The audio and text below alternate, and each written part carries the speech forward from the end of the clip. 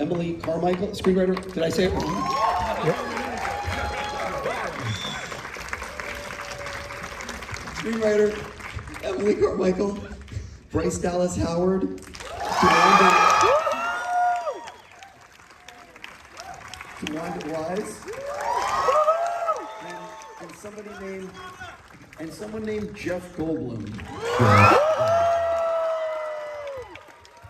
want to start with an apology to Colin Trevorrow. How long have we known each other? Honest to God, I'm mortified right now. Wait, I say Trevorrow. Right. Trevorrow, it's like tomorrow. I have no words. I just want to I get nervous still to this day. Like I in my head will be like tomorrow. Trevorrow like tomorrow. Yeah. So don't worry. It's Thank you, Bryce. Yeah. I want to start with the fact that we are live in 71 IMAX theaters around North America right now. Everywhere from Montreal to California, there's a ton of people watching you guys. Is it cool to be like in front of all these people at once? Well, it's cool to be in New York. This is my childhood movie theater. I came to this movie theater so many times. I protested in front of this movie theater when they wouldn't let us in to see a matinee because we were high school students and we were supposed to be in school. It's very meaningful to be here. So I love learning about the behind the scenes of the making of movies. And I think everyone in this audience, if you're coming to Jurassic World Dominion opening night, you're a fan. And I'm curious for the people out there, for each of you, what do you think would surprise people to learn about the actual making of the movie? I still get the question about what it's like to work with a tennis ball, and I'm proud to report that there was very little tennis ball acting. So I just think the level of practical effects in this film was absolutely astonishing. As a blockbuster newbie, it's very helpful. So I'm sure I'll be obnoxious my next time around, like, oh, it's not here. Where are the 27 animatronics? Where are all the puppeteers? Amateur hour. Yeah, so I think, I cannot emphasize that enough because it's incredible and it takes a lot of craftsmanship and a whole lot of people to make that happen. Anyone else? Let's see. I'm thinking of what you might really be interested in. You've seen it, because these days, you see all manner of, what it was like, and you meet John Nolan, the Creature Shop creator of all the things. But we've talked about this before. Colin, our wonderful director, had us all in a hotel, partly, because of COVID, of course, but we rehearsed. He was very collaborative, as we've talked about, but the way we all worked together, maybe somebody here or watching would be interested in how we kind of opened things up from the beautiful script that you guys wrote and actually used our weekends to go through the material that was going to be shot the next week. And really went, we didn't take any pictures or videos of what we did, but those rehearsals. I did. I took a lot of. I did too. Like a creep. I have so many photos of you, Jeff. Really? Wow. Just wait till next week. I did too. I have secret videos. Secret videos exist. The idea of, something that reshaped people's lives for 30 years, that these are powerful words, and these characters, these icons that Laura, Sam, and Jeff played, they mean so much to us. They were powerful, and they were heroes, and inspired so many kids to become scientists and paleontologists. And to me, as we thought about everything we were going to do, as we tried to figure out how we were going to make sure these characters changed and were honored the way our Bryce and Chris were going to relate to them, what they would know about them, our new characters, and Dewanda Wise, Mamadou Ache, everybody coming together to be able to show the same level of reverence and respect, and then just shake it up and put them on a real adventure and send them into actual danger. We're here in an IMAX theater. I love IMAX. What are you most excited, Colin, for audiences to see in IMAX tonight? We have some pretty massive dinosaurs in this movie, but we also have a sequence racing through the streets of Malta that we shot over a very long period of time with actual motorbikes and an actual vehicle that these two were driving, and it's a really exhilarating scene. I've seen it in IMAX, and so it's so completely immersive. Also, the sound in this theater, we have an animal that pretty much just communicates with echolocation, and so you hear it in every single speaker except the one that it's coming from, which is really disorienting. I'm so curious for the two of you, what would have happened if like Jeff had said, no, I don't want to do this? We wouldn't do it. I wouldn't, I mean, But if- what We would happen didn't with have the, like a contingency plan to like strong arm him. I mean, what? well, no, if the original cast had said, you know, I don't know if we want to come back, what would have happened? Oh, Like at no what in the point did beginning. you know that they were on board? That, I mean, because we knew B.D. Wong was obviously in the first Jurassic World, which was incredibly validating since he was in Jurassic Park. And then in Fallen Kingdom, Jeff joined, which was like, Jeff Goldblum is now involved. And then for Dominion with Laura Dern and Sam Neill, when did you know that Laura and Sam specifically were on board? I feel like everyone said yes in principle right away, and they were excited right away, but there was then that conversation about, well, where have you been, and how do you see this new world that's been created? What's your perspective? And I think that actors are authorities on their characters. I think they know more about who they are than I can ever know, because they think about their character all day, every day. And you know, my brain has to be in a lot of different places, so if I have a question about what Ian Malcolm would think, I'll ask Jeff Goldblum.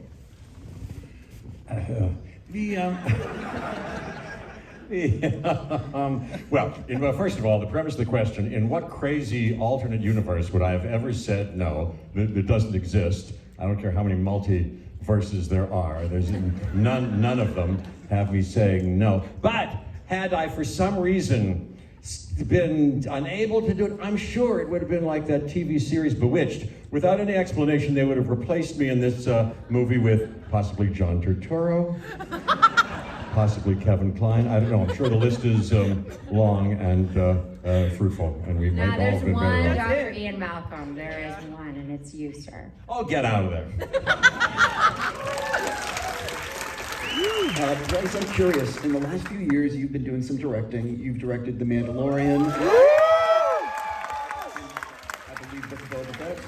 And I'm curious how that's changed you as an actor. Like when you step foot on a set like this, is what's going through your brain in terms of, you know what I mean? Yeah, no, absolutely. I think that, I mean, what's so wonderful about getting to be an actor who's interested in directing or studying directing is that you get to see a lot of other directors' work. And that's something that my dad, he started off as an actor doing Andy Griffith's Show and Happy Days and films like The Shootist and American Graffiti. And then when he started directing, he stopped acting, and he said that's the thing that he misses the most, getting to see how different directors solve problems, because that's really what directors are. They're a constant problem. They're visionaries, and then they're problem solvers. And so, just in the last, I've been getting to work on Mandalorian since 2018, and having Jon Favreau as my mentor and Dave Filoni as my Star Wars mentor has been, and I know they're incredible artists and visionaries, and so learning from them and then going to make a movie like Dominion. I mean, I was a little annoying because I was like, I just want to follow you around. I just wanted to see everything. I want to see the visual effects for you. I want to see how you do it, because it's very rare to gain access like that to a process like this. And one of the reasons why I actually shadowed my dad when he directed a movie called Solo. I remember us talking about it when that all happened. It was an opportunity for me, now that I was a professional actor, to watch my dad be a director and to understand what he was doing. So the more you learn, the more you understand, but the more you're enlightened by each filmmaker that you get to encounter. And so that's why I hope to get to continue to direct, but I also hope to get to continue to act, because it's the best way to learn. And one thing that I should just say is, a moment that I really remember, I was doing a movie called Pete's Dragon, and wonderful filmmaker Dave Lowery directed that, and he's young, he's the same age as me, and I mean, 41, but like when we were making it, he was in his mid-30s. And Robert Redford was on set, and Robert Redford is one of the most experienced, multifaceted, talented people in the history of our industry. And he was asking Dave so many questions. And he was so curious about the technology. And I was like, if Robert Redford is using acting as an opportunity to learn more about filmmaking, then that's how every director should be operating, as far as I'm concerned. Jumping into some fan questions that we have here. Alexander Diaz is asking, after 30 years of this franchise existing, would you change anything? Don't ask me. I can't watch any of the movies. Change everything all the time. If any of you have ever directed anything, it's very, very hard to be truly satisfied with your own work, but you're constantly trying to do something that feels absolutely the most honorable to the source material and yet truly new and different and fresh and bold all at the same time. So I'd throw that to the rest of you. Oh, I can't wait to see more. I think it would be cool to see Jurassic movies in like different parts of the world, to have like the swamp crawl Jurassic movie, or like the spelunking disaster Jurassic movie, or maybe like the corporate boardroom. No, that would be a bad one. Forget I said that one.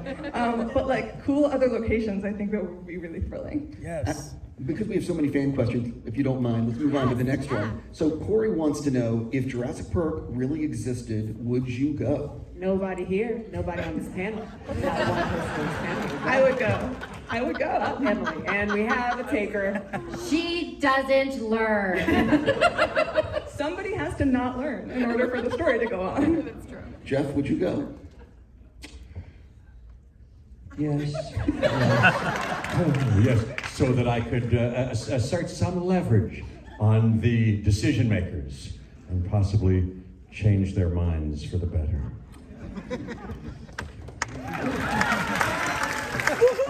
Trish wants to know, what was your favorite moment in a Jurassic movie that you did not star in?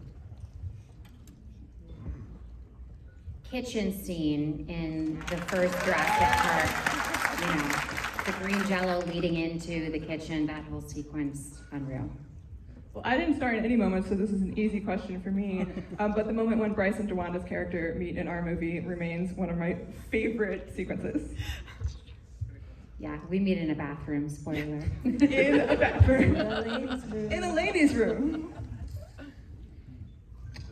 Well, off the top of my head, wasn't it I was in it, but I mean, wasn't it in Fallen Kingdom, or was it in World, the first World, where the two brothers, where the brothers have been, get away from me, you little punk, and then at some point during the crisis, he's like, you can count on me, and the brothers kind of unite. We have two kids, two brothers, and I thought that was sweet, you know. I really Jurassic World, that was That's Jurassic World. Yeah. Yes, I love that, yeah.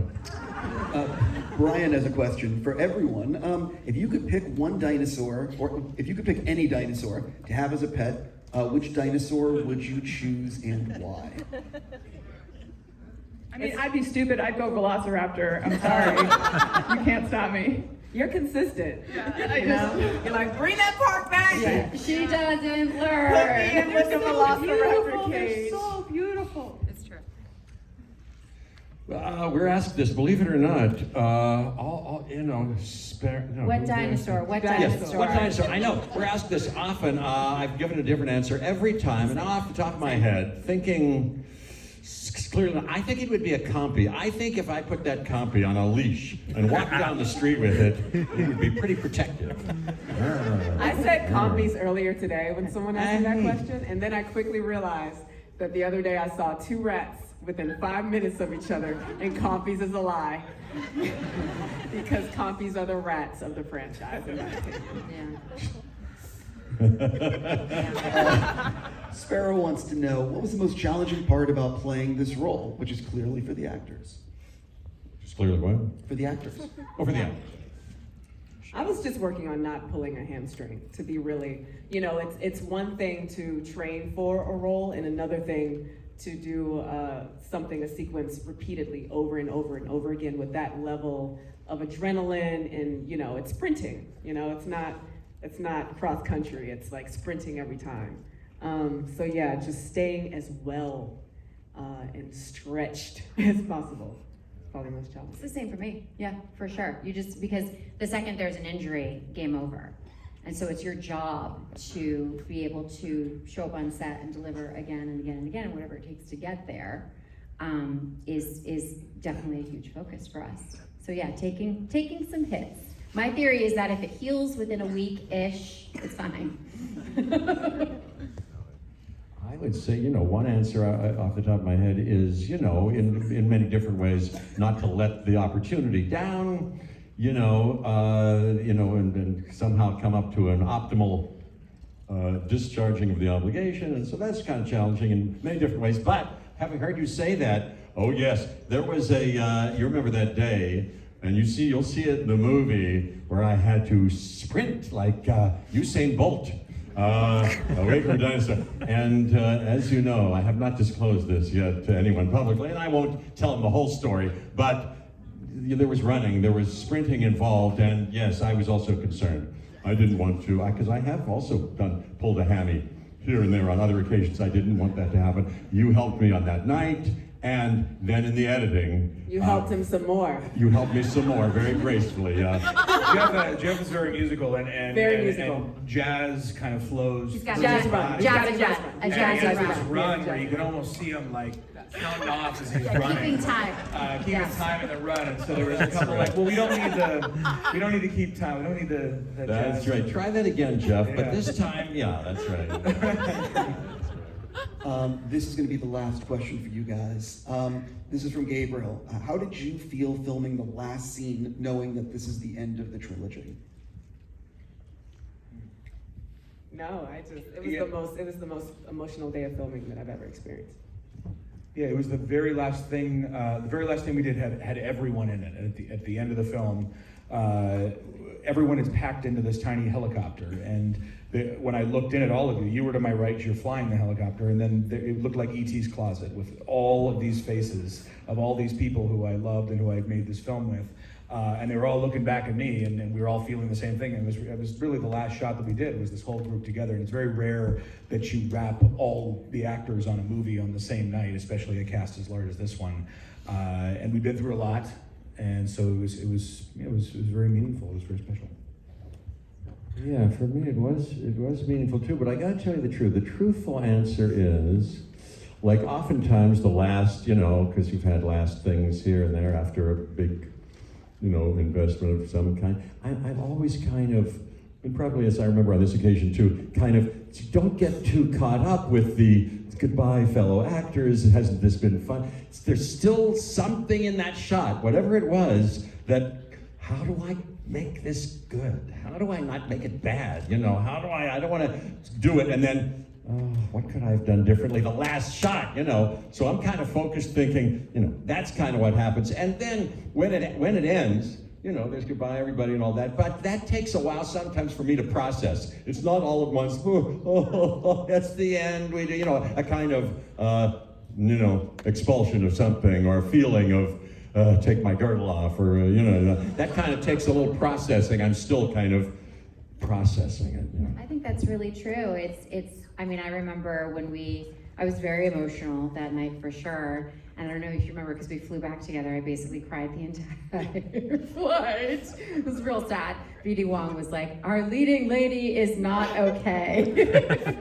But even the last few days, because it's something, getting to do press is something that we all get to look forward to, and realizing that this is winding down, it's an opportunity to be all the more intentional with our friendships moving forward. And it is a new era for so many of us when it comes to this franchise. It's been almost 30 years, and from us it's been almost 8 years, and for some of us it's a new beginning. And so it is a very meaningful, very powerful experience I think all of us will treasure and hold on to forever.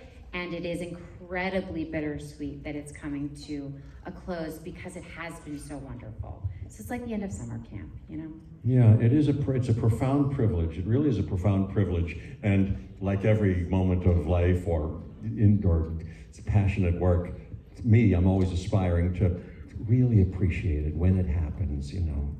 Yeah. But I gotta say, I mean, we've been shooting this movie, we've been making this movie, we've been like screening this movie in like, studio spaces and like evaluating the cut of this movie. Now that we're here with a crowd in New York City who came here to watch this movie, this moment, this is what it's all about. Thank you, and also to everyone out watching, I just to bring you in on this. We've been on talking to people all over the world for 6 weeks now, longer than that, and we've been doing so much to communicate to others how we feel about this film, about the work that we did. But this is the last time we're doing that, just right here, right now, and now. We lay at your feet. We give it to the audience, and it goes out into the world. And we hope you have as much fun as we do. So thank you. Ladies and gentlemen, I just want to let everybody know that it's going to take a few minutes in this theater to pull everything down, and then the movie will start. But on that note, ladies and gentlemen, the cast and filmmakers behind Jurassic World Dominion. Oh yeah, no, very important. Very important. Look, I'm from Oakland, and in Oakland when we watch movies, we get loud. Okay, so everybody watching in IMAX, everybody here, all over, yell things at the screen. You can laugh, you can cry, do all of it loudly, because we're here together in a theater watching a movie, which hasn't happened for a very long time. During my scenes, absolute silence. I don't want to hear a pin drop. All right, thank you. Thank you. O Jack é uma figura, gente.